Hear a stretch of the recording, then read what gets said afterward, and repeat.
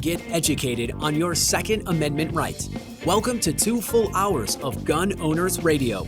Your hosts, Dave Stahl, Joe Germisi, and Michael Schwartz will teach you about firearms, self-defense, and the laws that affect your rights to keep and bear arms. Visit gunownersradio.com with questions to learn how to become a sponsor of Gun Owners Radio and get involved. Together, we will win. Now here's your hosts, Dave Stahl, Joe Germisi, and Michael Schwartz on The Answer San Diego. All right, folks, welcome back. This is Gun Owners Radio, FM 96.1 AM 1170. The Answer. Hey, you should be able to defend yourself and your loved ones. The problem is that lawmakers don't understand the criminals don't obey the laws. Gun control laws just make it harder for law-abiding citizens to protect themselves. So what can you do about it? You could join a Second Amendment activist group like Orange County Gun Owners.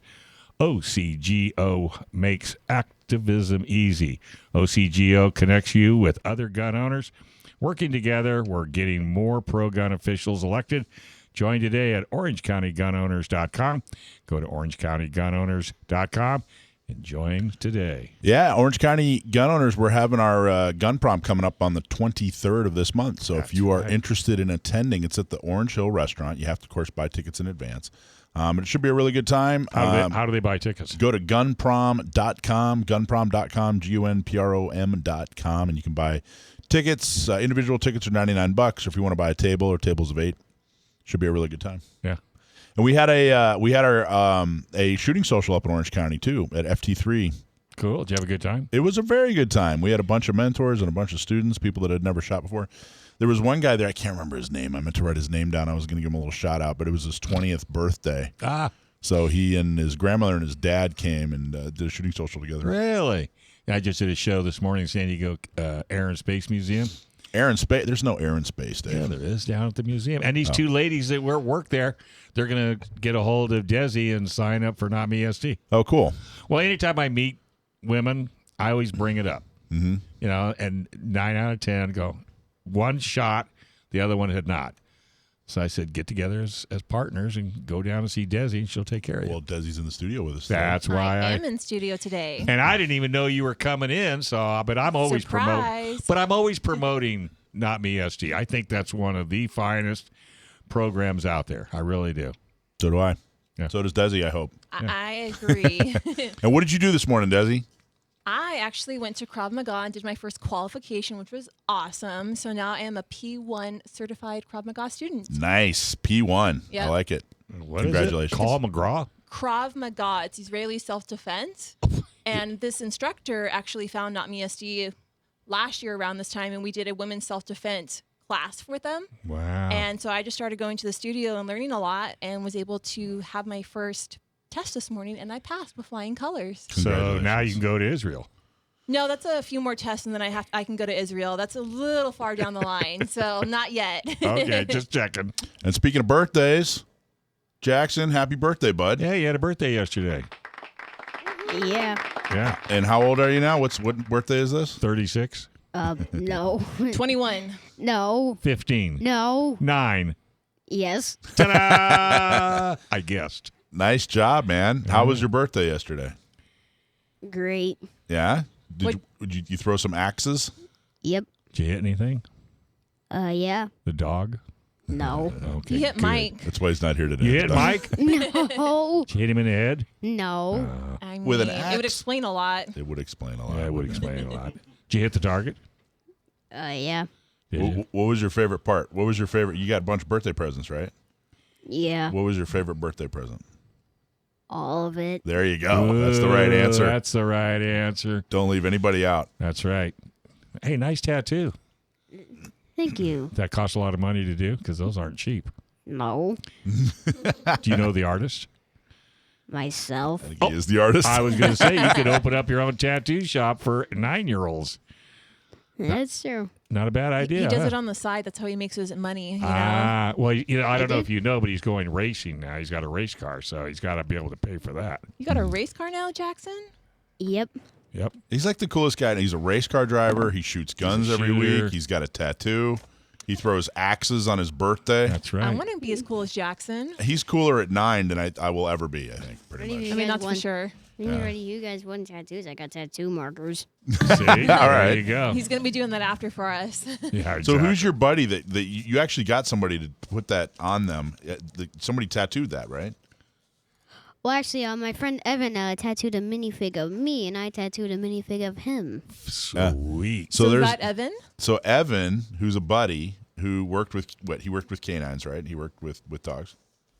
Yeah, he's Den Mother Canine on Instagram. Den Mother Canine, and so he's retired Army, I think, right? Special Forces, wasn't he? Did he work with the Special Forces? Yeah. And he now has a tattoo of Jackson as a Lego figure permanently on his leg. How Right? sweet. Yep, that's correct. Wow. Yeah. So I didn't know. I showed up. I didn't know it was going to be that kind of party. Mike, you got one too, right? Yeah, where's your tattoo? I don't have a tattoo. Don't I you don't have have a tattoo. You have a tattoo of a Buick Encore on you someplace. I should. And then in the studio we have guest Mike Murphy. He's running for judge. How are you, sir?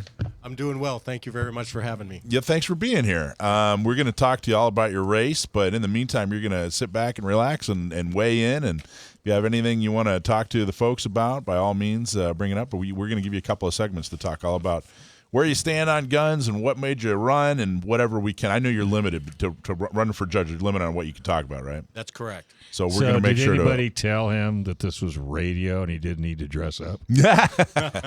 I mean, did somebody forget? we're going to blame that I on mean, Rich. I've got my 1960s tie-dye on, so Oh, man, you're like, drop in, far drop out, dude. Which Yeah. looks really nice. I don't have a tie. You like on. that, don't you? You don't Yeah. have a tie? No. Well, you're So- styling, though. so- You got that judge look. Good. Yeah, and that's all that counts. He had two dressed up people in his room. And look at you. You're all for Kiss. Yep. I like Kiss. Love Gun. Is that your favorite song by Kiss?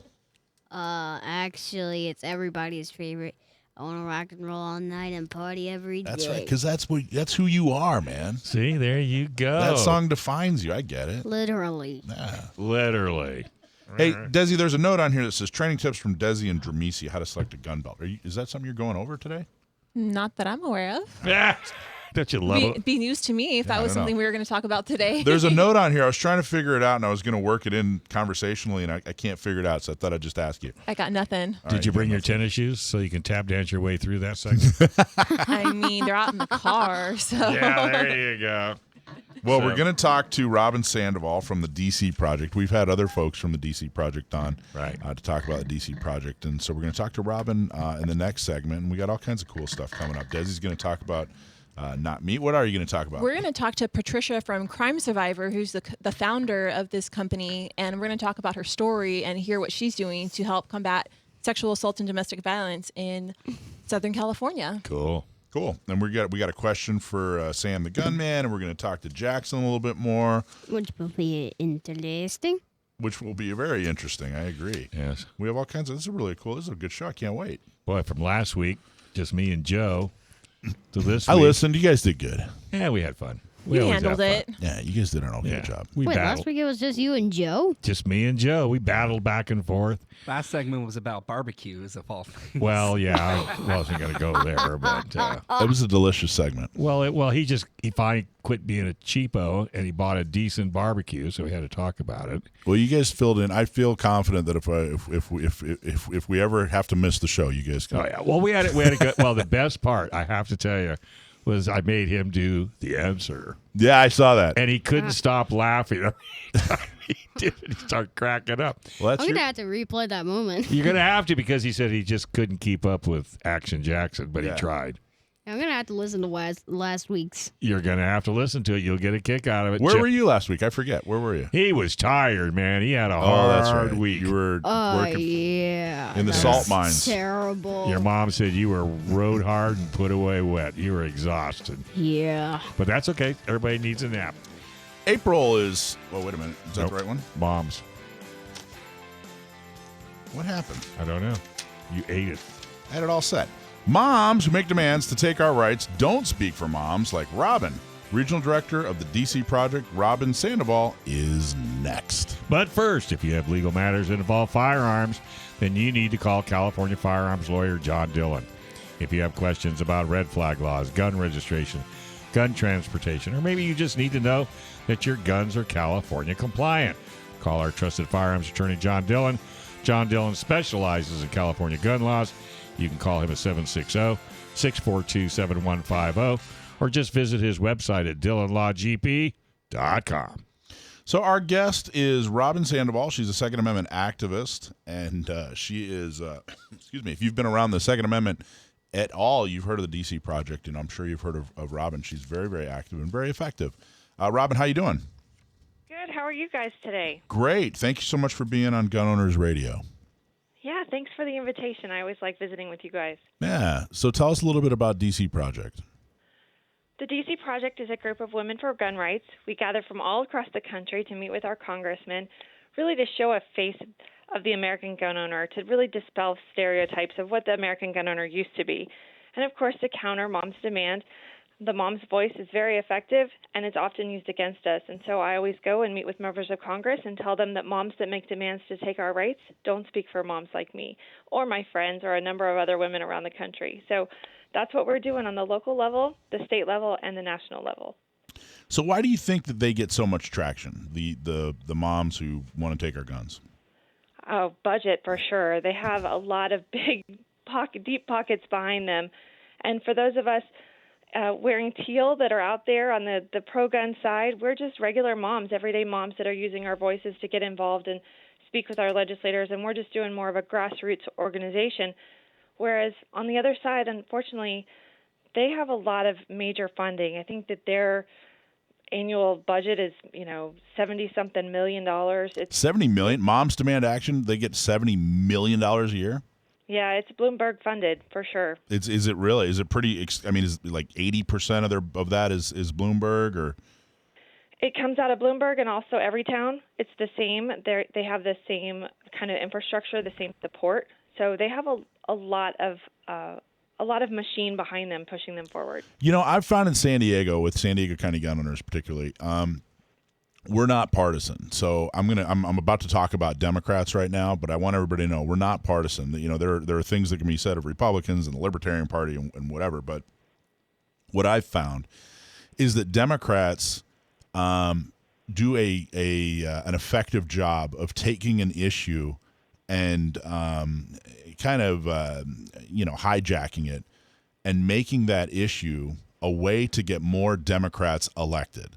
So it's not so much that they care about the issue, and this is across the board. This is LGBT issues. It's anti-gun issues. It's across the board. They do a really good job of funding these groups that are single issue, and rather than really truly caring about solving that problem, they kind of use that. It's like a proxy thing. They use that issue in order to help get Democrats. That's really what their goal is, to get more Democrats involved.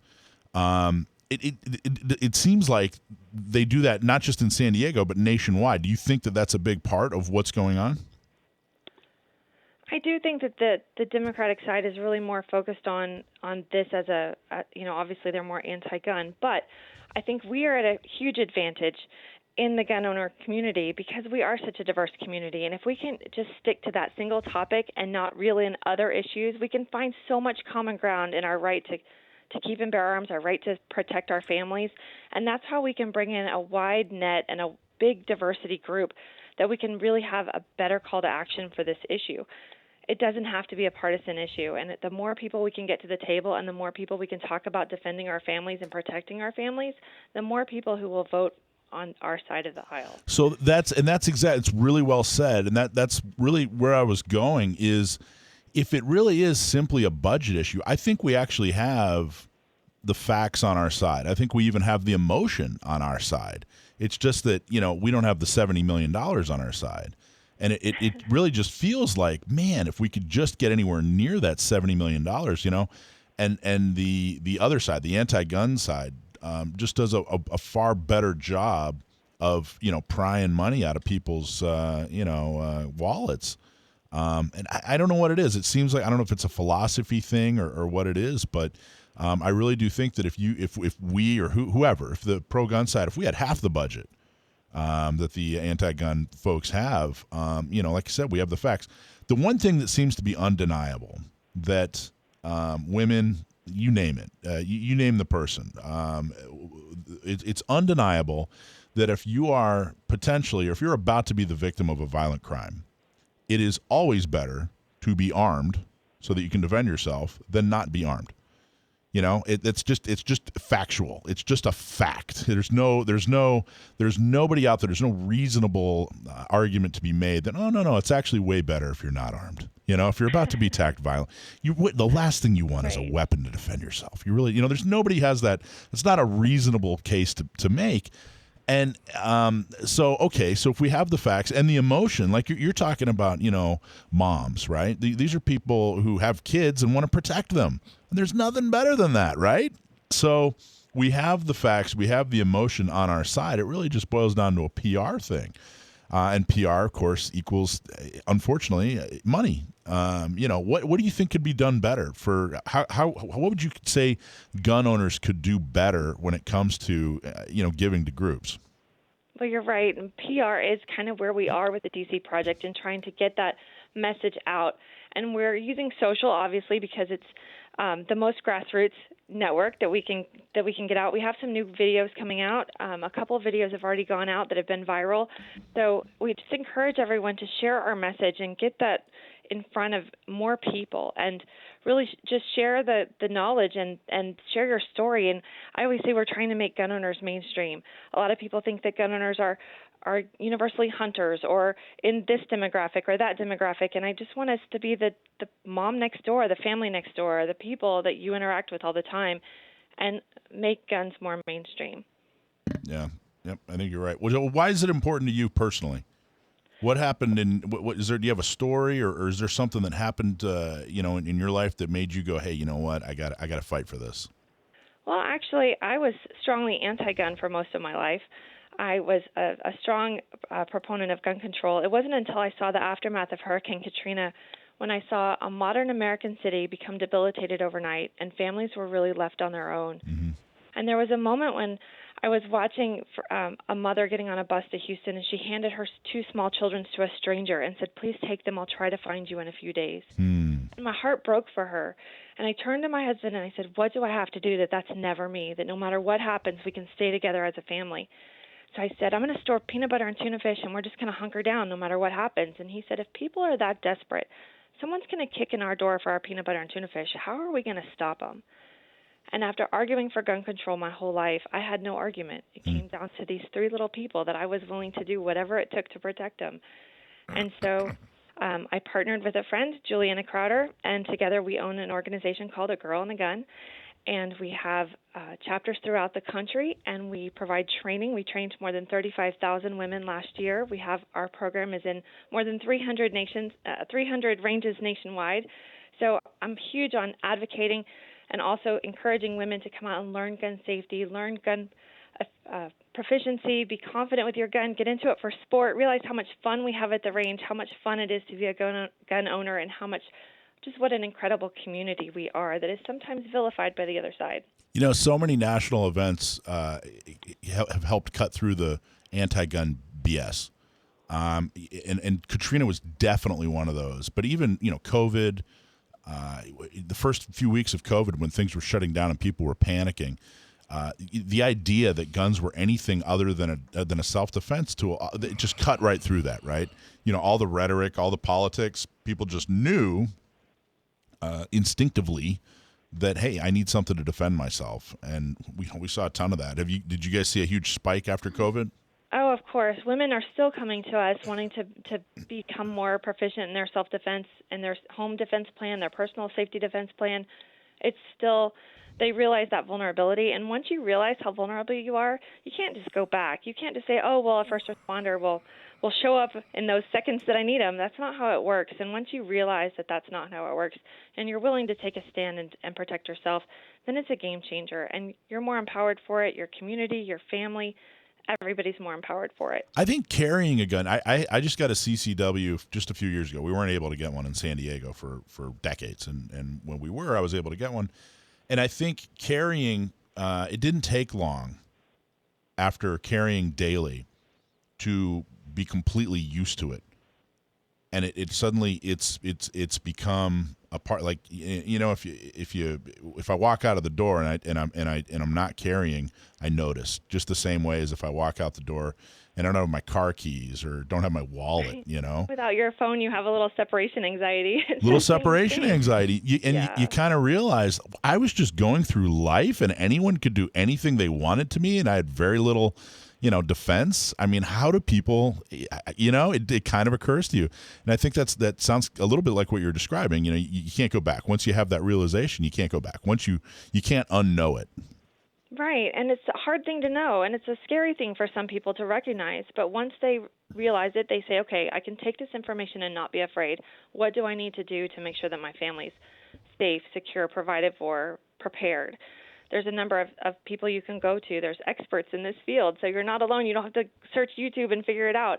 Listening to this show gives you ideas. It points you towards training. It points you towards knowledge. It's just really important for everyone to jump in. Well, what was your first off, chunky or smooth peanut butter with your tuna fish? Which was it? I think it was smooth peanut butter. Smooth? Okay, all right. You can stay on the show then. I think. No, what's up with you girls and chunky smooth? Peanut butter? Chunky's smooth is the way to go. All about chunky. It's all. What do you think, Action Jackson? Chunky or smooth peanut butter? I'm kind of both ways. There you go. Oh, he's a politician. Hey, can you hang with us for a little bit, kid? Robyn. I know. Oh, yeah. Yeah, you're all kids in my world. Dave's 150 years old, Robyn, so he calls everybody. So hang in there. We'll be right back with a whole lot more on Gun Owners Radio. Well, is getting your pilot license on your bucket list, Action Jackson? One, yes. Okay, good. So we're going to get you flying. There you go. Make that dream come true in San Diego Flight Training International. We are excited to welcome San Diego Flight Training International as a new sponsor. Learn to fly, start the adventure of a lifetime in the heart of San Diego, right at Montgomery Field. Getting started is easy. Give them a call at 858-569-1822. Learn to fly with SDFTI, 858-569-1822. You know, in the week after, it was about 2 years ago now, the week after the COVID started and they started to shut people down, basically, and shut businesses down. I made a couple of special trips to some of the gun shops just to see what was going on and let everybody know, hey, you guys can stay open, but you have to adhere to the rules and regulations that have to do with cleaning and safety and that sort of thing. And while I'm standing there, somebody behind me, I was talking to the owner of a gun shop, and somebody behind me said, I need a gun. And the guy working the counter said, okay, what are you looking for? And he said, anything. Whatever you have in stock, I need a gun. And I thought, oh, my God, turn around. And this was an active duty Navy guy in uniform. And it really kind of hit home, like how desperate people were for safety, or at least to feel safe. And it was a pretty amazing experience. And they told me, I said, I've never heard anybody just walk into a gun shop and say that. You know, I think that if we weren't going through what was happening in COVID, that would have been an enormous red flag, right? Mm-hmm. But they were telling me, nope, this is happening all the time. And people, of course, in California, we have this 10-day wait period, and people were trying to buy their way through the 10-day wait period. They wanted to give more money to the gun shop if they would skip the 10-day wait period, and the shop would have to say, no way, you can't do that. They're the ones on the left.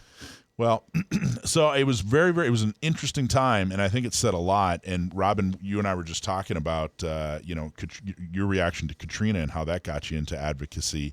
And, we see it over and over again, depending on the disaster, whether it's a hurricane, natural disaster, or a virus, or a not so natural disaster, like the mostly peaceful protests with the, the BLM riots and whatnot.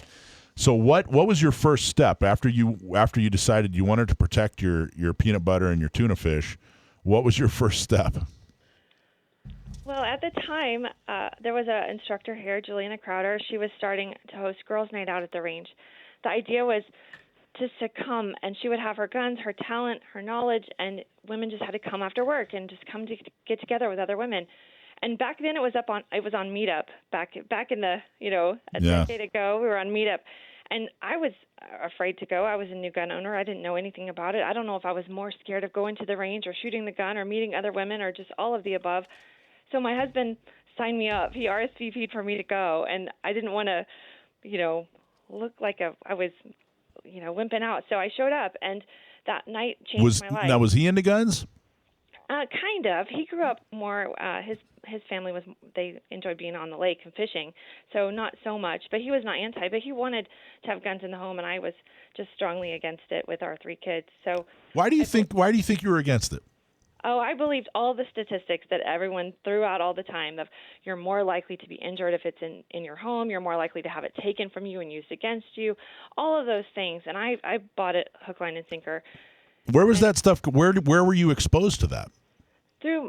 Mostly through mainstream media, through movies, through news stories. And I really believed that only people who had guns were either people who lived in the country or people who lived in urban high crime areas, and I didn't live in either, so I didn't think it applied to me. Yeah, I hear that all the time. People say, "Well, I don't need a carry permit, or I don't really need to carry a gun because I live in a nice neighborhood." Right. Well, where do you think bad people go to get nice things? Right. They go to nice neighborhoods.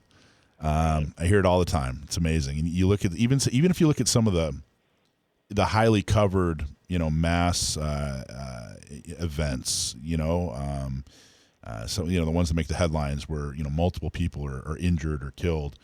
These are happening in the suburbs and in nice neighborhoods.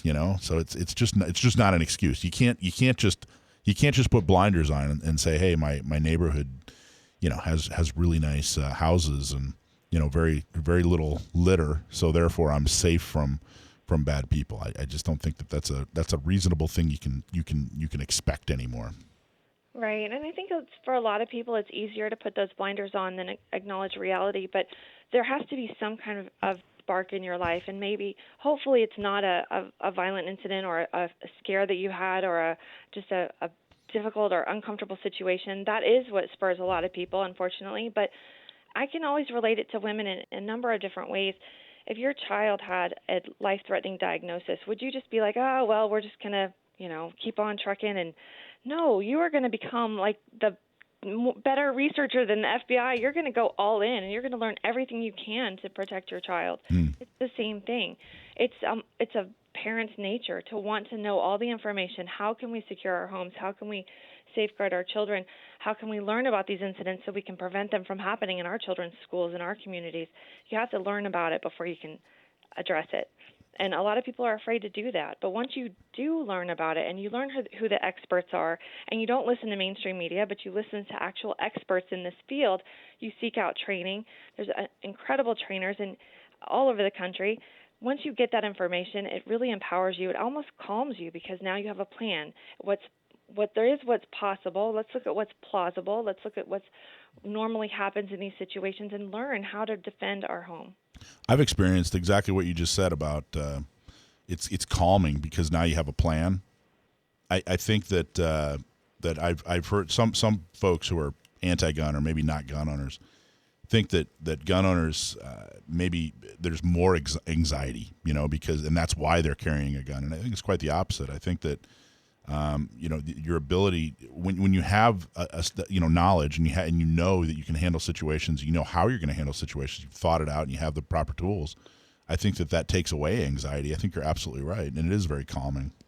Yeah, and many women come to us to learn those tools and to have that sense of protection and defense.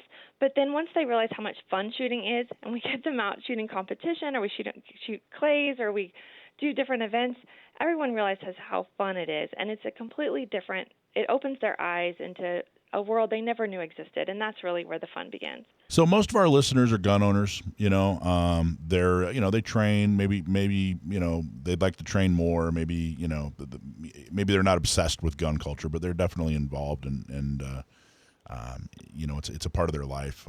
Most of them are members of our organization and show up at our events and that sort of thing. What would you like them to know about DC Project? The folks, kind of the casual gun owners who are engaged. It doesn't take over their life. They have other hobbies and interests, but they're generally, engaged. What would you like them to know about DC Project? Well, please go on social media and follow DC Project and all the great things that we're doing. If you want to like it and share it and just engage with us. Unfortunately, the way the algorithms work, if people don't like and share and comment, then it kind of makes us fall to the wayside. So your voice matters. Your voice at Congress matters, but your voice just on Instagram matters too. So give us a like, give us a thumbs up, give us a heart, give us some kind of engagement on all of those things. And that really goes a long way in your participation on the social channels and pushing us forward to reach more people, and for Instagram and Facebook to show us to more people. That's a simple thing that people. That's an easy ask. That's a real easy ask. I would go a step further and say go on their website and give them a couple bucks too. That's right. The next step is to go to dcproject.info. You can donate. You can join our newsletter list. We would love the donations to help us travel to meet with congressmen, to help us, promote our activities that we're doing. All the PR stuff that you said, that absolutely costs money, and we would really love your contributions. Are your donations tax deductible? The DC Project is a 501c4, so tax deductions are not directly tax deductible. But there's, sometimes it's advertising, sometimes it's, sure. There's other ways to write it off. The charitable contributions could happen through other 501c3s. Taxation is theft anyway, Dave, so we should that's another show. That's another show. Next Thursday. Hey, Robyn, we have one of our co-hosts is Action Jackson, and he's turning 9. He's going to be 9 years old on... No, he's already 9. It's this Wednesday, right? He's 9 years old this week. Oh, I thought it was the Saturday. whole week. His birthday party was yesterday, but his birthday's... Anyway, he goes to Glock store here in San Diego every week, and he shoots his Glock, and he's getting into competition, and he's an amazing little guy, and he's got a question for you. What's your favorite gun? Good question. Oh, well, any gun that I have on is my favorite gun at the time. I have a lot of favorite guns. It depends on if I'm going out around town, or if I'm going to a match, or if I'm going to the range for practice. There's lots of different guns that I love. Well, Jackson's getting into competition, so what do you use mainly when you're competing? Lately, I've been using my Walther PDP with my red dot. That's been my go-to. If I'm shooting in a where I don't have to be in an open division, I shoot with my red dot. But if I do have to stay in TAC ops, then I usually shoot with my Glock 17 with my iron sights. Wow. What do you like about the Walther? I really like the ergonomics of it, and it's just a really good little gun. It's been really reliable for me in a lot of defensive training. Nice. Do you like revolvers or just semi-autos? I don't have a lot of experience with wheel guns. I appreciate them and I like them, but I don't have a lot of them. She must not live in California if she has a lot of guns. Well, like my friend John says, I have as many as I need, but never as many as I want. Ah, that's a true California statement if I ever heard one. Well, California, people have a lot of guns. It's just a lot of the same guns because we can't get all the cool guns. Because we can't get all the cool guns. What part of the country are you in, Robyn? I'm in Texas. See, I knew it. I knew she was not in California. I knew it. I kind of like the idea. Now, listen, it's a hard job here in California standing up for the Second Amendment, but I really do kind of like the idea that there are people in states like Texas that say, hey, you know what, we got to do something here. Well, I was out there 2 weeks ago, and I went shooting with the girls. We had girls' night out at the range. Our San Diego chapter of A Girl and a Gun was out there, and we went to the range and had a really great time. And it was interesting hearing about some new AR owners, listening to all the steps that you guys have to take to be legally compliant. But isn't that ridiculous? Very interesting. You were in? Where were you? Were you in San Marcos? Is that where you were? No, I was in San Diego. In San Diego? Okay. Do you remember who's the chapter leader out here that you were working with? Dakota. I went to Dakota's meeting. Oh, cool. Very cool. Yeah. Well, that's awesome. Was the weather okay when you're out here? Yeah, it was a little chilly. I was surprised. It's like 90 last couple of days. Yeah. Call us next time and we'll let you buy lunch. Yeah. I love lunch. It's one of my 4 favorite meals of the day. Yeah. We'll have tuna and peanut butter. Yeah. Oh, well, that's only, in a disaster situation. If I'm in San Diego, I'm definitely going down to Little Italy. That's where you guys how about Denny's spaghetti? That's Michael's favorite. Don't bring it up. It's still a sore subject, Dave. All right. Hey, it's great having you on. We look forward to talking to you down the road.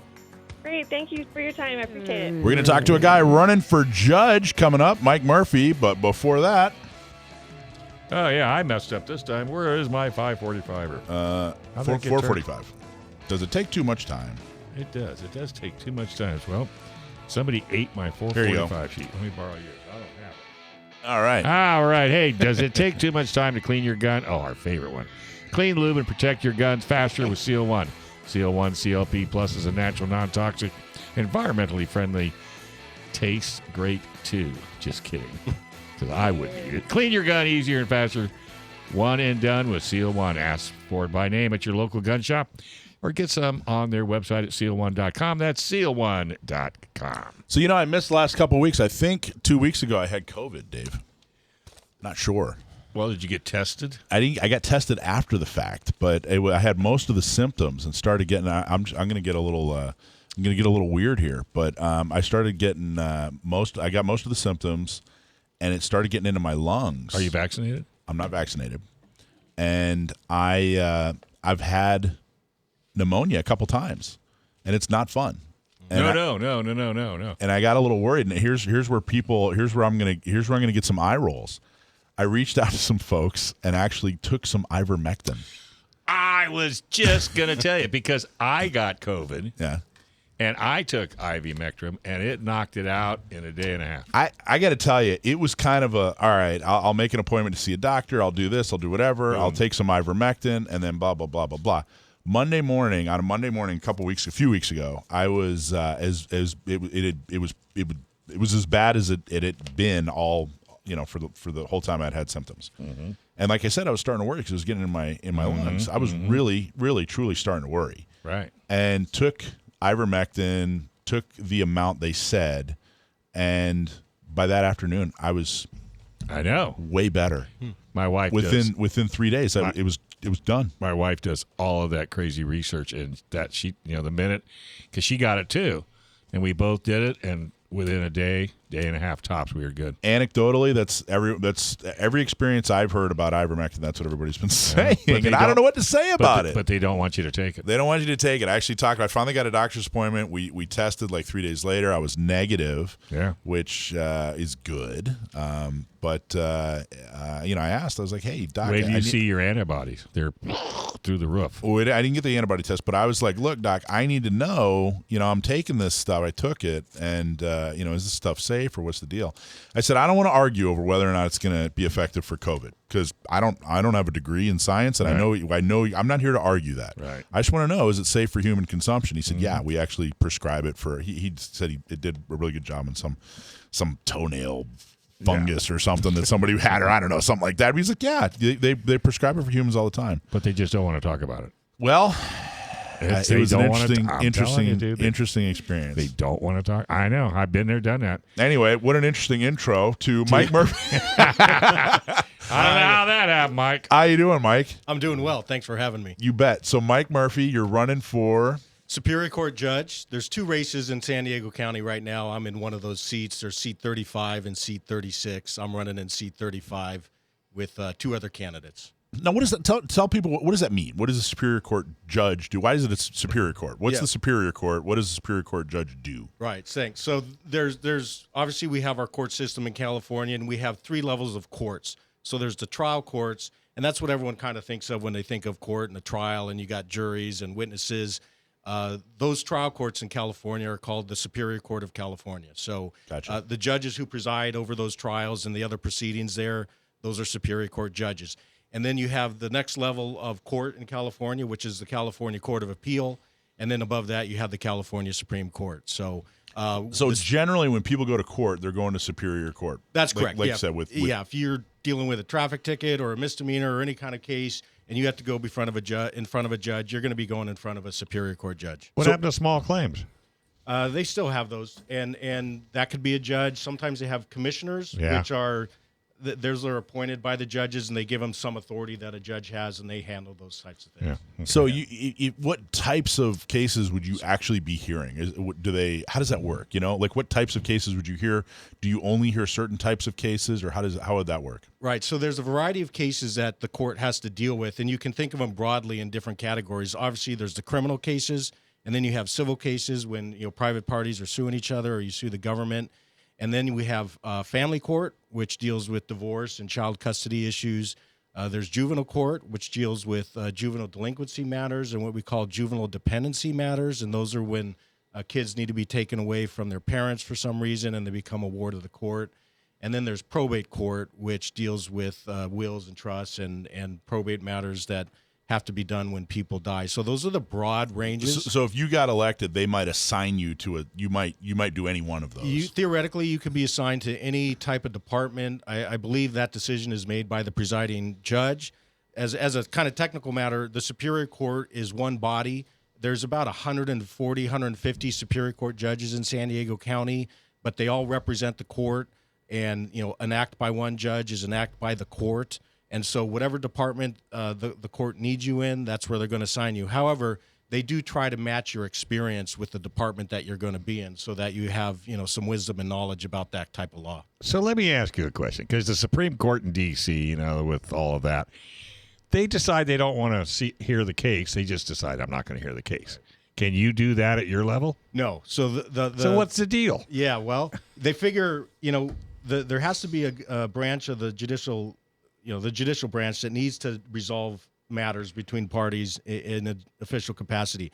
And most matters, you don't have a right to appeal to those high courts. So the California Supreme Court and the United States Supreme Court, they have discretion. And part of the idea is they're just one court. And if someone had a right to have their case heard in those higher courts, you just couldn't do it as a practical matter because of the numbers. So they try and select appropriate cases that present issues that are not consistently being applied in the lower courts, and we need a supreme body to say, here's what the rule is. Let's decide this so we have uniformity.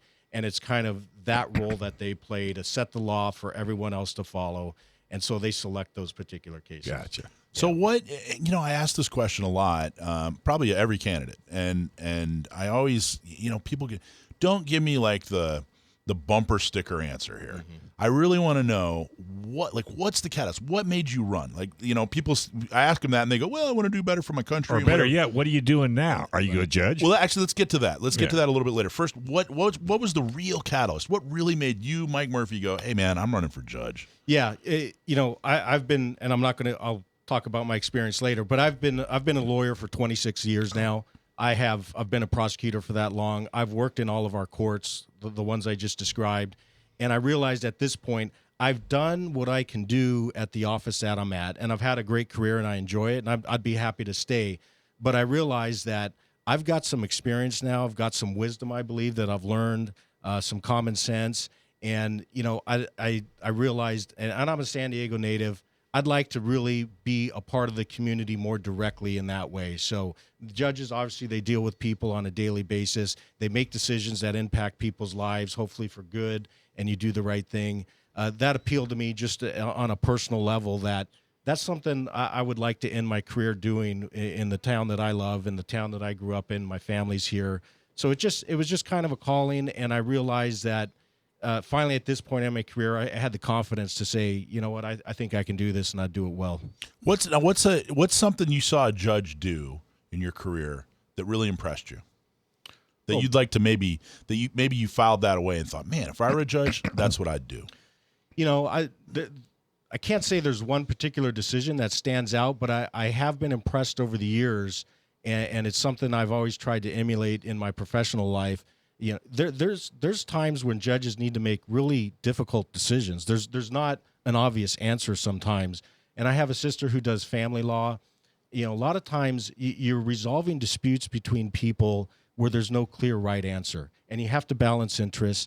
And I've just always been impressed when judges have been able to first not only treat both parties with respect, you have to be a good listener, you have to understand the issues that they're presenting to you, the legal and factual arguments.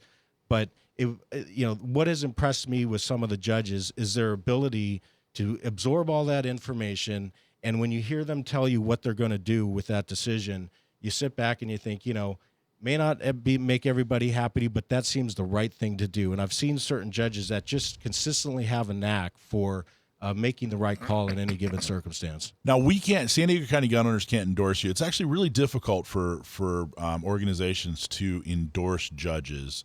And it's difficult for you to say, hey, in fact, you can't say, hey, this is how I'd rule on this or that.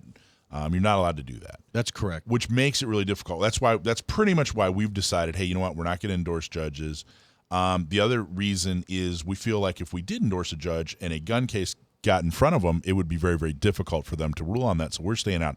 Why is it, we got a minute and a half, we're going to talk to you on the other side of the break too, but in a minute and a half, why was it important for you to come on Gun Owners Radio to talk about your campaign?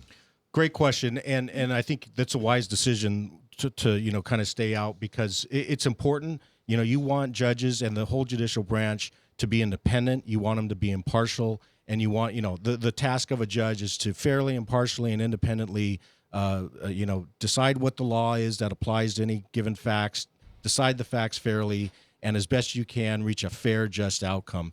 And you don't want people that are beholden to any political party or beholden to any group for fear of, there might be some conflict of interest or whatnot. But the challenge, I mentioned this earlier, running for judge, a lot of people don't know who we are at all. I think one of the important things in deciding who to vote for judge, and which is appropriate for us to talk about, is our personal background, our professional background, what qualifies us to hold this seat, because it's a very important seat. Okay. He just wants to wear a black robe. Hey, what's wrong with that? I think you'd look good in a black robe, don't you think? No. Yeah, we ought to take a look at that. Mike Murphy, who's running for San Diego County Superior Court Judge, is in the studio, and we're talking to him. But first, a lot of companies are so frustrated with their websites. It looks old, it's hard to update, and it's not generating any leads. What's the answer? Sage Tree. They get it. Since 2005, Sage Tree has been helping companies with websites that look great, work great, and get leads. Stop being embarrassed by your website and get one that you're proud to share.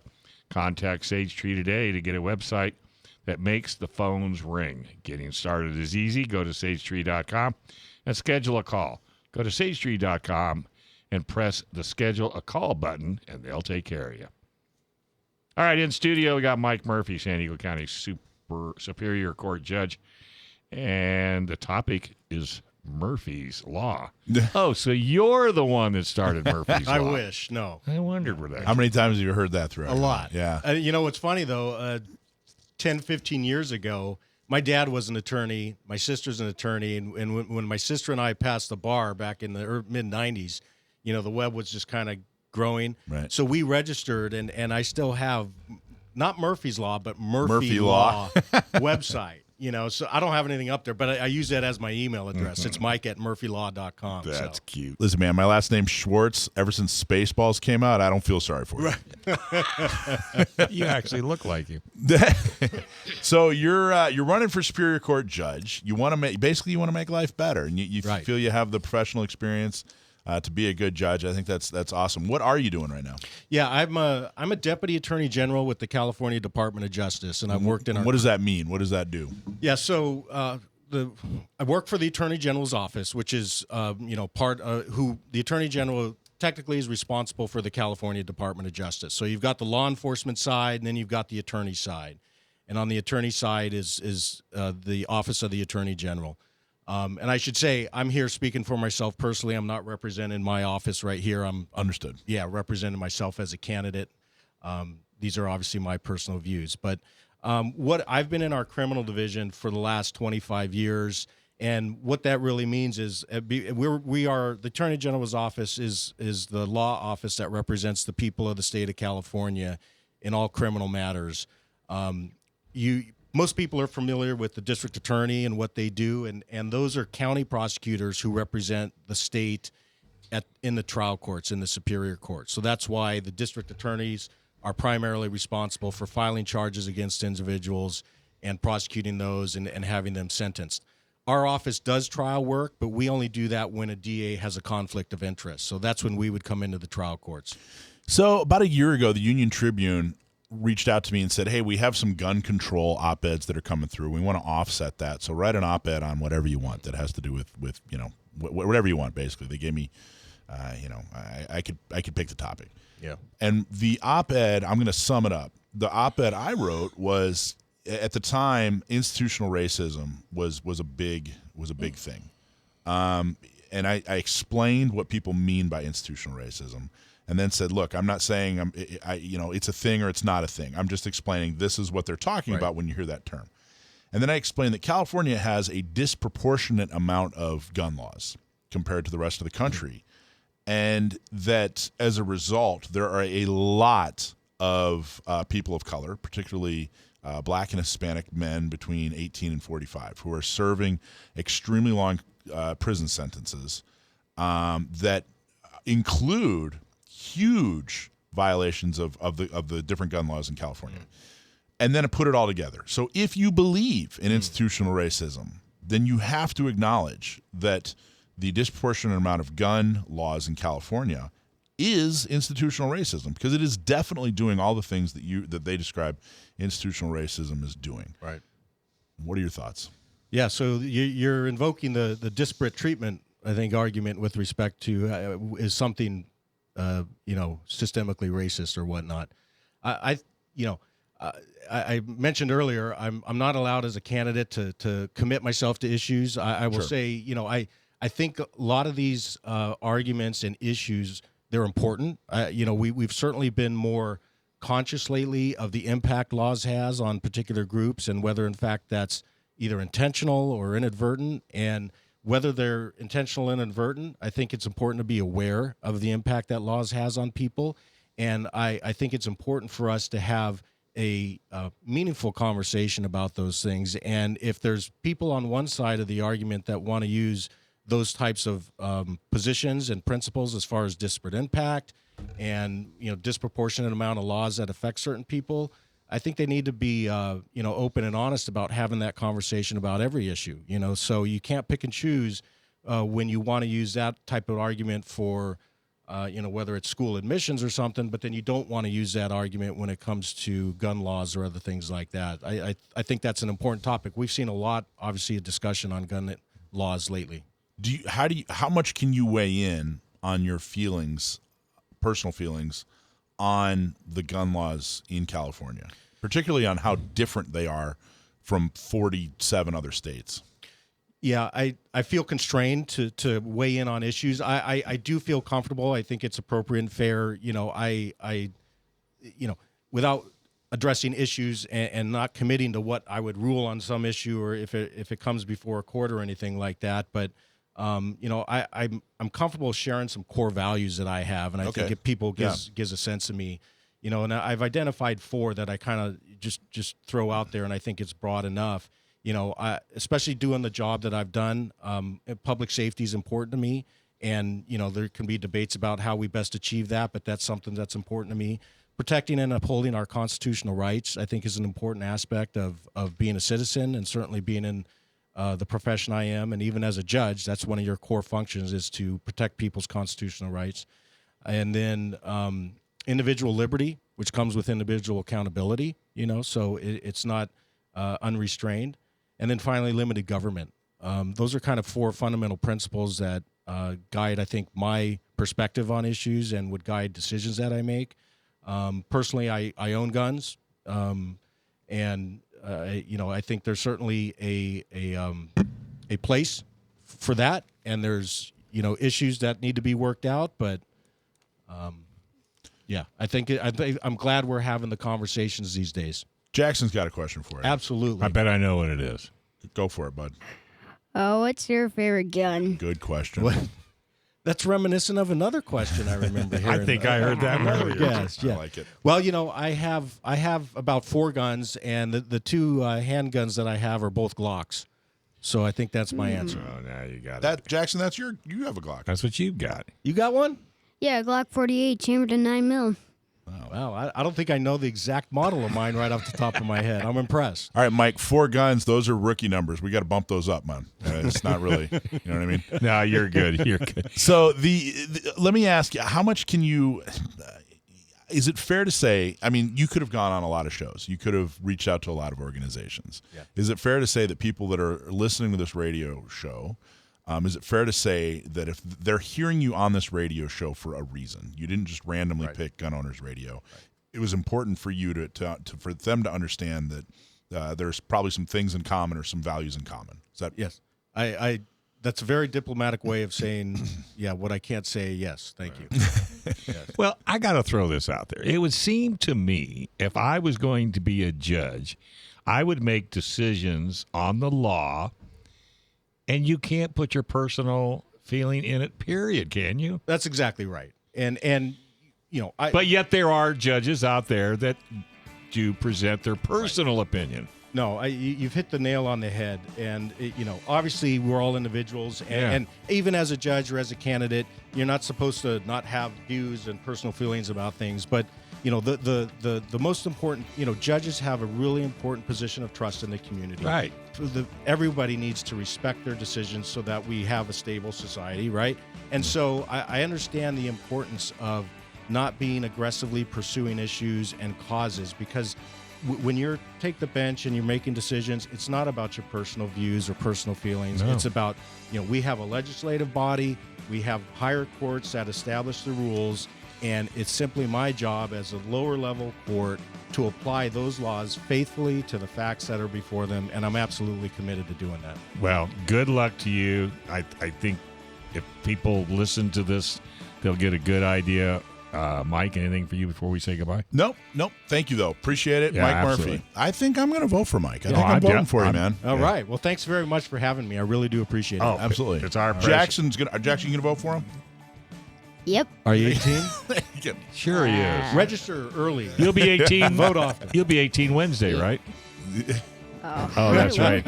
You're only 9. April is Sexual Assault Awareness Month, and NOTMESD is our program to combat sexual assault and domestic violence. Desi Bergman is in studio with a special guest next. Hey, do you have jewelry you don't wear anymore? Well, guess what? Leo Hamill just doesn't sell jewelry. They will buy your jewelry, diamonds, gold, silver, flatware, coins, or Swiss watches for the best possible price and pay you on the spot. They'll even buy them even if they're broken. Here's an idea. Why not sell the jewelry or watch that you're not wearing and then buy a gun that you can shoot? When you sell to Leo Hamill, not only will you get the best deal, you'll also be supporting the Second Amendment. Support the company to support the 2A. Call 619-299-1500, or you can visit their website at leohamill.com to find the jewelry buyer location near you. Always get awesome service at Leo. 619-299-1500. All right, Desi, what do you got for us tonight? I have on the line Patricia, who is the founder of Crime Survivors. Patricia, are you there? I'm here. Thank you so much for giving me the opportunity to be on tonight. Thank you for joining us tonight. We appreciate it. So, Patricia, Absolutely. I know you have a great story, and could you tell us a little bit about your story and what inspired you to create Crime Survivors? Absolutely. So April 4th of 2002, my personal trainer came into my house, drugged me, wrapped my face and head in a saran wrap, beat me black and blue, screaming that he was going to kill me and my son, which was 12 at the time. Life-changing experience, situation, and circumstance. By the grace of the Lord, that I am still here today to be able to have started Crime Survivors to bring awareness, prevention, advocacy, and healing throughout our communities to help all victims of violent crime, whether it's families of murder, survivors of attempted murder, rape, domestic violence, sexual assault, child abuse, elder abuse, and human trafficking. And especially, obviously this month with Sexual Assault Awareness Month, Child Abuse Prevention Month, it's a lot to take in to be able to turn it around to help others. No, 100%. And, April being Sexual Assault Awareness Month, I know you guys deal with a wide variety of victims, right? And can you tell me a little bit about the programs that you offer to help victims that come to you to, help them? Yeah, and we're in a difficult climate today, and so every victim needs something different. And so for us, we like to do an intake, and we like to find out what it is, where they're at, what are their needs, not only for themselves, but for their children, for their family members, because we have to be able to help the whole family unit in order to make change, to break the cycles, to hopefully empower hope and healing. And so that could start with things like diapers and wipes for their children. It could be counseling and therapy, case management, wraparound services. A lot of victims need to relocate to another location so that the offender criminal doesn't find out where they're at and come back and do even worse to them and take their life or harm their family members as well. So a lot really depends on what that victim needs. We're there to listen, to hear them, to provide, to give additional resources as well, and just be there so that they know that they're not alone. Yeah, I mean, and being alone in these situations is one of the hardest things. And, if you look at the statistics, rape and domestic violence are the most underreported? There you go. Thanks, Mike. Underreported, crime that's out there. And Patricia, if you could tell a victim that hasn't come forward because they're scared, what would you tell them today? Well, and I think the number one thing, especially through the pandemic, through COVID, it is unreported a lot more in this climate because justice is also not served to those that are committing crimes. But I want the victims to know that they're not alone. They don't have to walk this journey alone. They can't hide from it. So even if they were to bury it in their gut, in a sense, and not want to talk about it, it's still going to come up in different ways, in different formats. So if they're able to get the help and support, they don't even have to report to the police if they don't want to. We suggest that they do because we want to hold those individuals accountable that have committed the crime because we feel that they will go on and do it again to somebody else. But we want to make sure that they have every aspect to be able to get through it. So they know that they're not alone. We're there to help. We're there to support and just listen to them whether it's with reporting or not reporting. Right. And Patricia, tell me, do you guys have like clinics or, centers that these women or families can go to if they're seeking shelter? A lot of things is really in our agency is wraparound services and additional resources. So no matter where they're at, again, if they need to have a shelter, we work very closely with not only the domestic violence shelters, but the sexual assault crisis response teams so that they have every possible resource. And through our state program here in California, at least, and throughout other states as well, is our victim assistance programs that are out there that help with things like relocation, counseling and therapy so that they don't have to use their hard-earned money in order to cover costs to be able to survive, to thrive, and get through that process. Right. And Patricia, as far as, once a woman or a family comes to you and you offer them resources to kind of get them back, into the society, do you guys offer any kind of resources that would say help empower women to take control of their own safety or other resources to kind of help them move forward? We do, and especially with our self-defense and safety classes to make sure that they are able to use their voice, their hands, their body to protect themselves. But and that's through Krav Maga, self-defense and safety. If they also want to be able to get tasers and use that aspect. But we also here do believe in our Second Amendment right.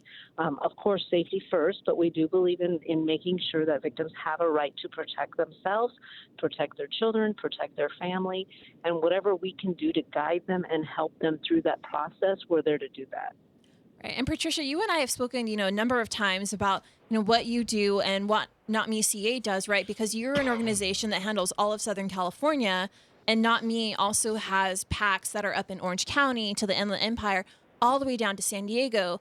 So you and I both have the same mission and the same message, right? That we really want to empower women to be their own protector. And to your point, firearms is great, but it's not like the first defense in a lot of situations because you have a lot of moms that are out there, right? And firearms can be scary to some women that have never shot a firearm for the first time.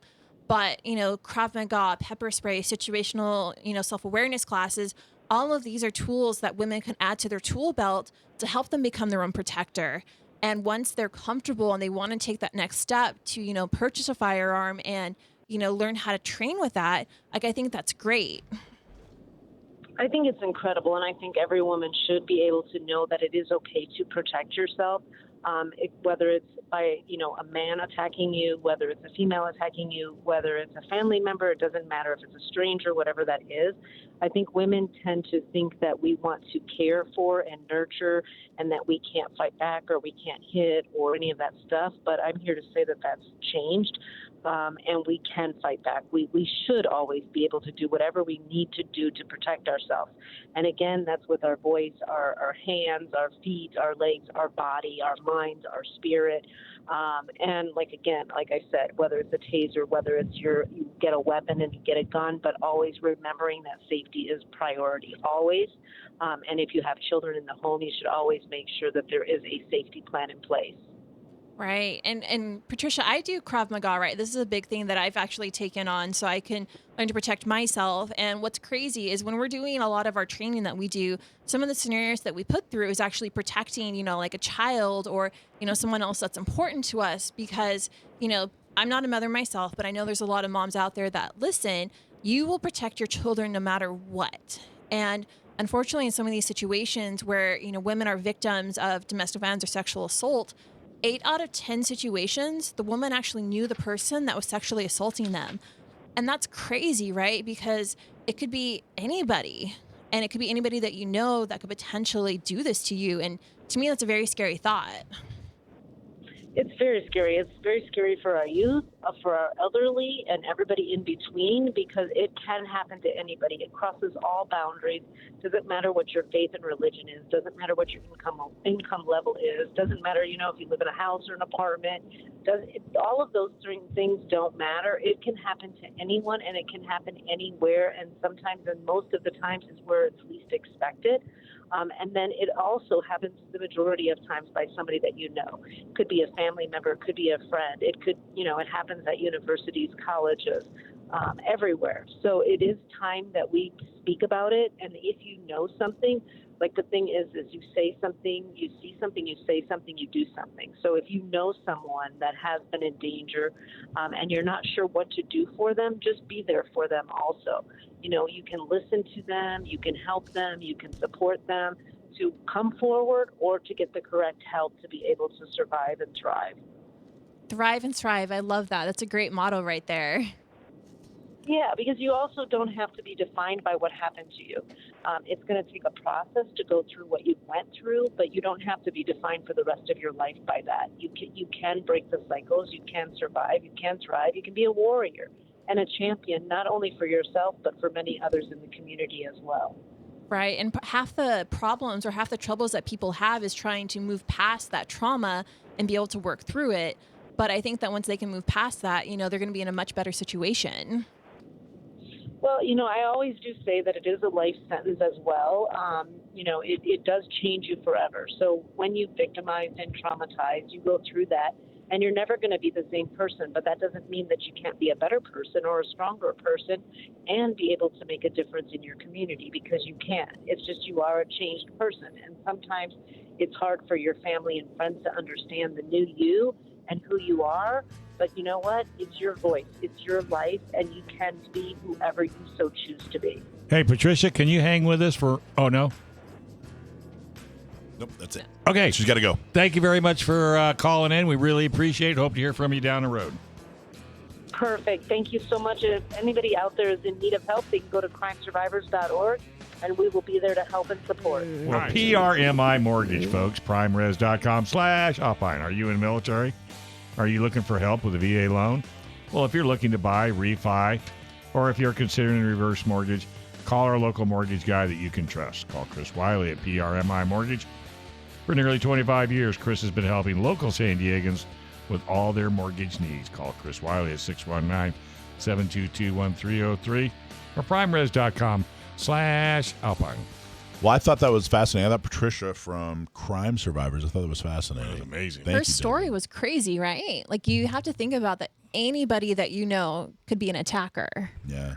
Well, so I just said off air, it's what was going through my head after you guys said that was that every woman right now who will be attacked in the future knows that attacker. The majority of that them. Majority, most of them, the vast majority of women. It's far too many, but it's a minority of women who will be attacked, and the majority of those women, that the person that will attack them is in their life right now. Jeez. They're having dinner with them. They're working with them or whatever, So, Mike, 1 out of 3 women will actually be a victim of domestic violence or sexual assault in her life. It's crazy. And if you go back to the statistic that 8 out of 10 women actually knew the person that sexually assaulted them, that's crazy. Totally. And with COVID, you have to look at the numbers that domestic violence numbers shot up crazy because think about it. Spouses were at home with each other for 100% of the time. And that was one thing that triggered a lot of domestic violence cases to come forward, or even not come forward, because this is something that's underreported because people don't want the consequences. Like they're afraid that if they report rape or domestic violence, that person's going to come after them, and then it's going to be a really scary concept, right? Some women will get a restraining order in that situation, but some don't. And that's why Not Me is such a powerful tool, because we help empower women to take over their safety, right? We want to teach them about firearms. We want to teach them about gun ownership. We want to help them get their CCW. So in those situations where women are afraid to come forward, we can add more tools to their tool belt to help them become their own protector. Well, it's totally unique. I don't know. I think it's cool that you guys are starting to work more with other organizations that do something similar. Mm-hmm. But it's really cool that Not Me is, we're not just, you don't just bring awareness. No, we don't just bring awareness. Yeah, it's hey, we're doing something about this. Well, one thing. Oh, go ahead, Dave. Well, I was just going to say, no offense, but a restraining order isn't really just worth a piece the of paper. It's written It's on. just a piece of paper. And I mean, people put so much stock in a restraining order. it's nothing. No, it makes me crazy when people say that. Ugh. And one thing I love about where we've kind of taken this program is a lot of women that have actually graduated through the program. Mind you, we're at 550 now. That's a big number for us, right? 550 women have actually been through our program. Big round of applause. Thank you, thank you. It's not, I couldn't have done it without my amazing ambassadors that help with the program. But I've talked to a lot of women that have actually been through the program, right? Because I'm involved with these women at every step of the way. And they've really started to see Not Me as a great resource for adding more tools to their tool belt. So like I do Krav Maga. I wouldn't have known about this unless the owner of the studio actually reached out to us because he did a self-defense class for us last year, right? We do situational awareness classes. We've done a first aid class. We've done Stop the Bleed. So my vision and the way I'm taking this program is I want to be able to offer as many tools to these women as possible so they can protect themselves. And I like the idea of having safety, right? So that's why we offer so many different options. Of course, our focus is always going to be firearms because, well, that's what we're here for. But it's not the only answer. And think about it. If you can't get to your firearm, you need to have another tool to help protect yourself. And whether it's firearms or first aid or hand-to-hand or all the stuff that you're helping folks with. Pepper spray, too. That's a great tool. I mean, Joe Dramisi did a class for us a couple months ago, and that was really awesome to learn. What was crazy about that class, Mike and Dave, is we actually had a lot of mother-daughter pairs that came in. The mothers brought their daughters because these daughters are going off to college, and they wanted these daughters to have more tools to protect herself. And you could see as they're talking about the situational awareness and they're talking about being on your cell phone the whole time, these moms just look at the daughters like, yeah, who's on their cell phone the whole time? And so these classes are great because, again, firearms is awesome. But what happens if you can't get to your gun? What happens if you're pushed to the ground and now don't have access to it, right? Like there are so many tools that are out there to help you protect yourself. And I love putting on these programs because I get to take advantage of them myself.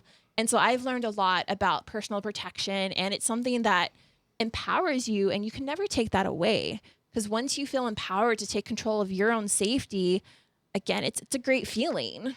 But the worst day to get this knowledge, the first aid knowledge, the self-defense knowledge, the absolute worst day is the day after you need it.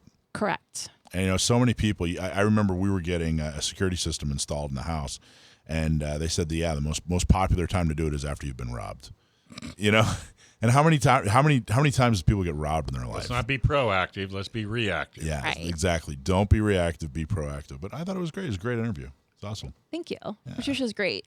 What do you think, Jackson? Did you like the interview? Yes, I did. Now, you did something cool last week. It's your birthday this week, and then last week, what did you do? You had your first competition. Yeah, up in Escondido. How did you like that? It was actually really good. Yeah? I guess the question is, how did he do? Yeah, how did you do? Good. You did good. You did good. Did you hit the target? Yes. More than once? Yes. Oh, yeah. Did you get a trophy?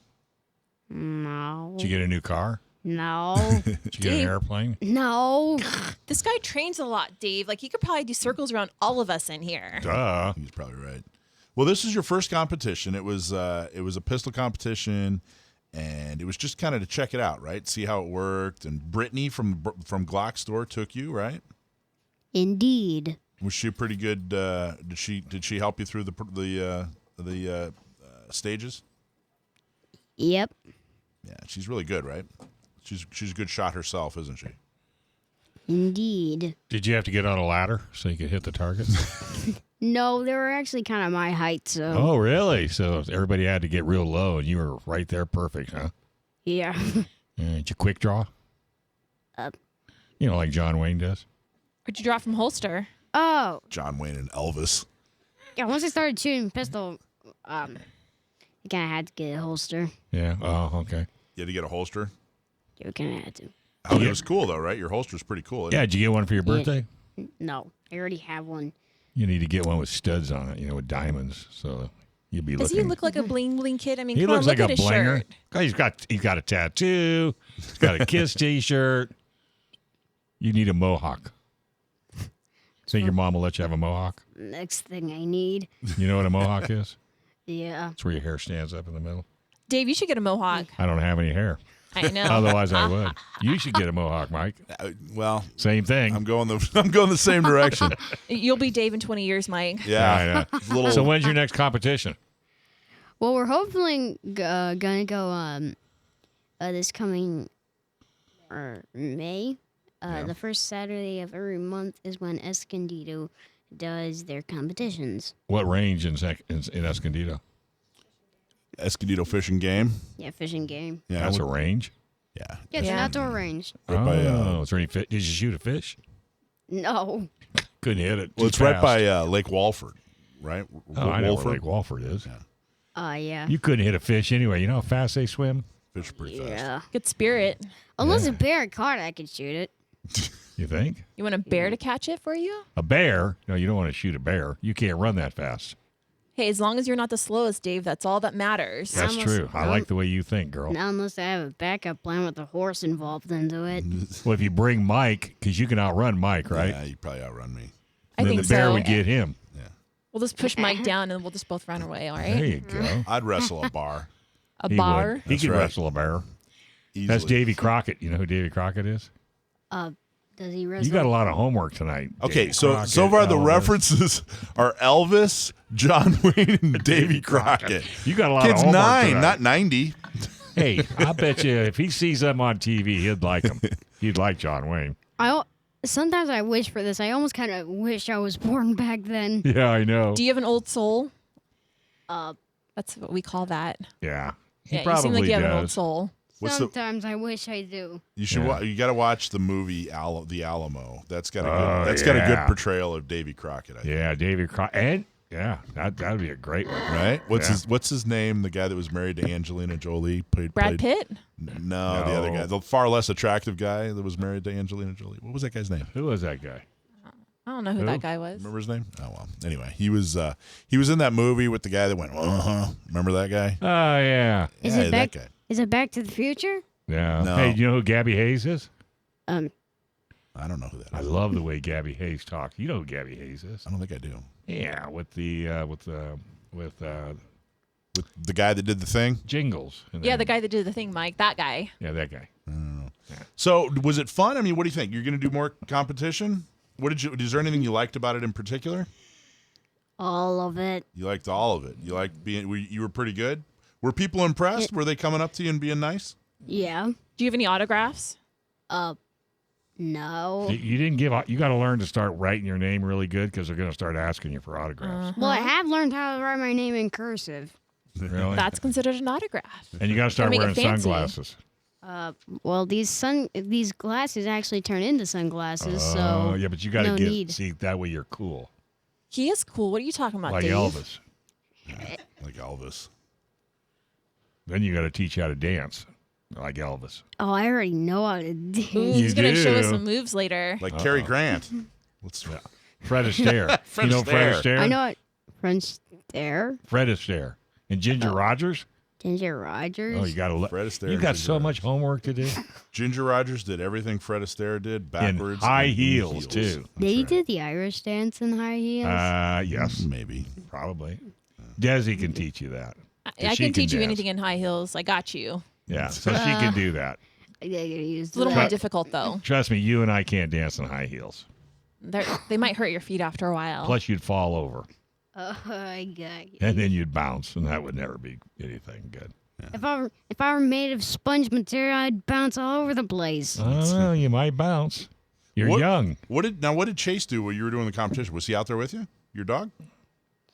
No, there were a lot of big guns out there, like 10 mil to hand cannons. All right, so he hung out in the car. Oh, yeah, he doesn't want to hear all that noise. So where's he at tonight? Took the day off? Yeah, day off. I bet he's watching a John Wayne movie. What do you want to bet? I'll bet you. If you ask him when you get home, and if he calls you partner, then you know he's watching it. All right, folks. Hey, Orange County is on Saturday, April 23rd, is going to be a gun prom right there at Orange Hill Restaurant. And if you miss that one, well, San Diego is going to have theirs Saturday, June 18th at Town and Country Mission Valley. When it comes to Second Amendment celebration dinners, gun prom is first on the list.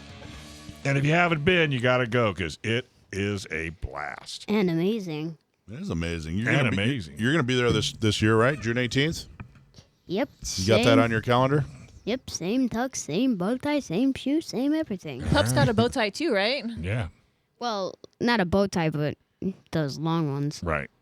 John Wayne's going to be there this year, too, just so you'll know. John Wayne. Yeah, check him out. You'll see him when he comes. Yeah. I'll introduce you to him. Great. Now I'm going to get a bunch of emails. I heard that this year your John special Wayne guest. will be the Dave. MC. Well, thanks, Dave.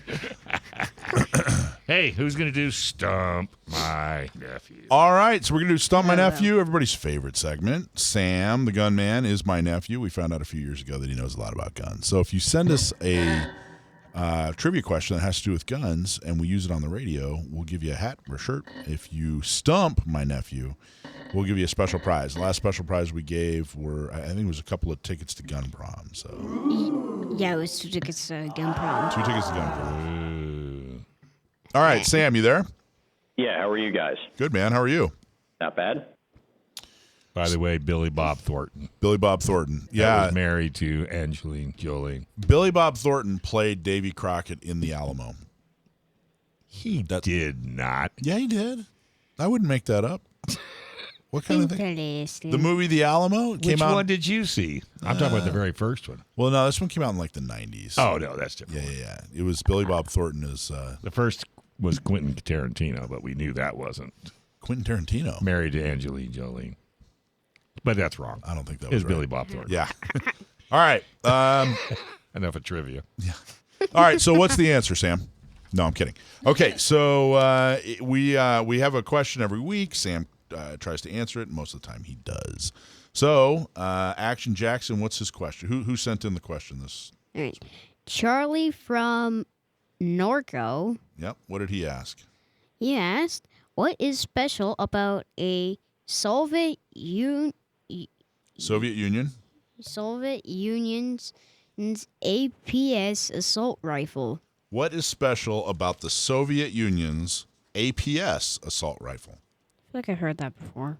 Thanks for writing in, Charlie. Now, the most Soviet weapons were designated with a series of letters as an initialism denoting what it is and who designed it.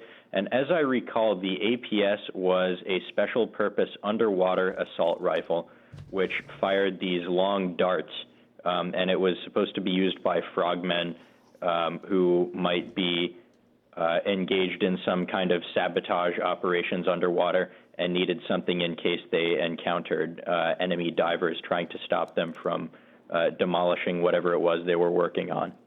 I don't know how you knew that, but that's absolutely correct. Excellent! Why use a spear gun when you can take your assault rifle underwater?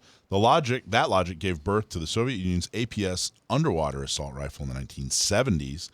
This gun was a derivative of an AK-47. That's interesting, and specifically designed to shoot underwater.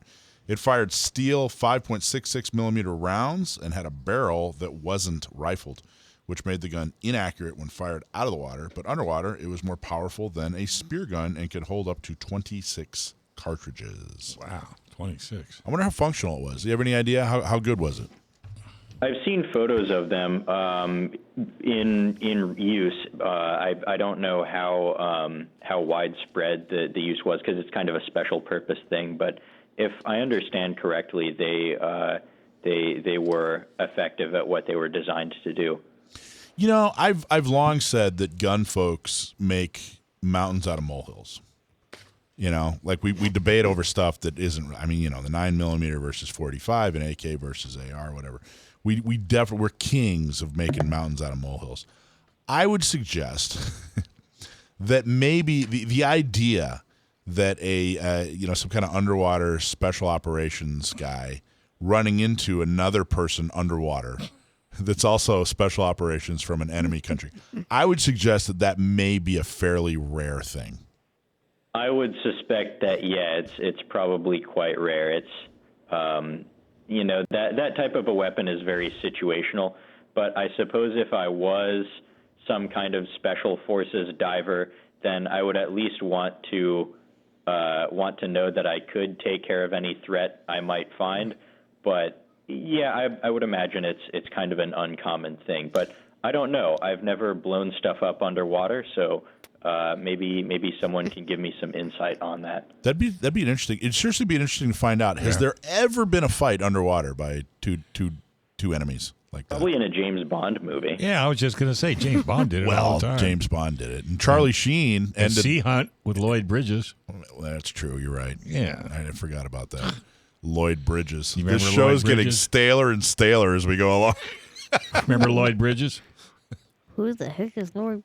Oh my God, Sea Hunt. Write that down. That's another one you got to look up. He was related to Golden Gate Bridges. I hate to tell you, but your grandmother knows every show I'm talking about. I wasn't born back then, okay? I know, but your grandmother knows every person I was talking about, so she'll educate you when you get home tonight. You're going to get a whole long cultural lesson. Yeah, and you're going to love it too, man. She's going to have to do this tomorrow morning because I already have plans for the night. Well, excuse me. Oh, wow. He's going to give his dog a bath. Or does he do it himself? He probably does. Probably does it. Okay, so Sam, I wanted to ask you what you got a pretty cool thing last week. I was actually there and got to check it out. What'd you get? Yeah, I ordered a gun online, which I mean that's not the cool part. The cool part was it is a Chiappa Rhino revolver. Chiappa Rhino. I'm sorry, it's not. It's Chiappa. That's how you say it. What is that? Yeah, I'm pretty sure that's how it's said. Is that on a California roster? I don't know. Of course not. Actually, I think you can buy a Rhino. I think you can buy Rhinos out here. You think? Yeah, I'm pretty sure. Say that 3 times as fast, Mike.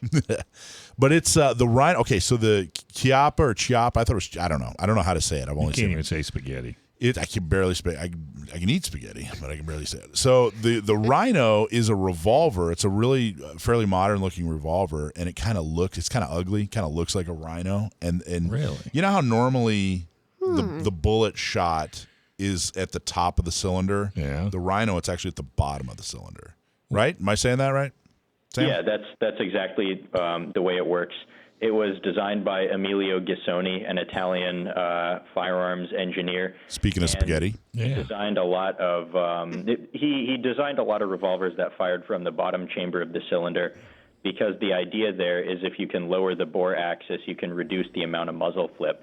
So it's pretty simple. You have the force of the recoil that's off axis with your opposite force provided by your arm.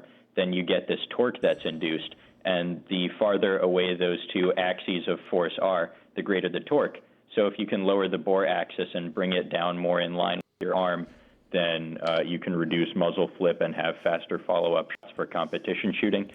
Now, I don't shoot competition with revolvers. I bought it because I wanted one, and life is too short not to buy a gun because it's interesting. What year was that made? I think sometime in the early 2000s. I know they've been out since at least maybe 2008, 2011 or so, somewhere in that time frame. Okay, so it's fairly new. It's not an older. Interesting. It's really ugly. The other thing that was really particularly... Don't say that about his new gun. It was ugly in a good way. You know how like puppies are so ugly they're cute? That's what this was. I've never seen it's an a ugly pug, puppy. basically. It's a pug. It's the pug of revolvers. Do you think it's ugly?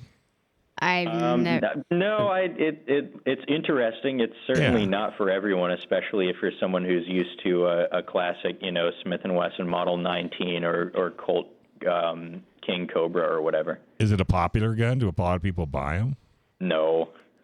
Well, but it's not a novelty gun either. It's a high quality gun, right? It's nothing. Yeah, it's high quality. It's very well made. They make it in a whole bunch of different configurations. And it's actually pretty lightweight and slim for what it is, just because it has this aluminum alloy frame which keeps the weight down. The design of the cylinder, it has flat sides. So I would imagine something like the 2-inch or 3-inch model would probably be pretty good if you wanted to carry it concealed. See that? There's a picture. Have you fired it yet? I have not had the chance to fire it yet. That's not ugly. That is frickin' cool. What do you think of it, Jackson? It's legit. It's legit. Yeah, I think you just don't like it. I know I like it. No, it's because you don't have one. Well, that's the truth. But one thing I think it's a good-looking gun, personally. It's not on the roster, unfortunately. So I knew that. Well, I'm pretty sure you can buy one that.